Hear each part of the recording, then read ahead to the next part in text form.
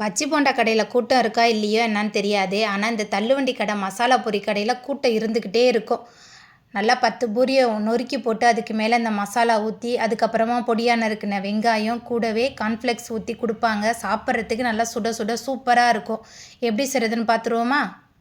10 மணி நேரமாக ஊற வச்சுருந்த பட்டாணியை குக்கரில் மாற்றிருக்கேன். இதில் பொடியாக நறுக்கின 4 உருளைக்கிழங்கு, கல்லுப்பு, தண்ணி சேர்த்துட்டு குக்கரை மூடி 12 விசில் வர அளவுக்கு நல்லா வேக வச்சு எடுத்துக்கலாம். மசாலா அரைக்கிறதுக்கு மிக்சியில் 2 பெரிய வெங்காயம், ஒரு பச்சை மிளகாய், பொடியாக நறுக்கின 2 தக்காளி, கொஞ்சமாக புதினா, கொஞ்சமாக கொத்தமல்லி, 1 டேபிள் ஸ்பூன் இஞ்சி பூண்டு விழுது சேர்த்துட்டு நல்லா அரைச்சி தனியாக எடுத்து வச்சுக்கலாம்.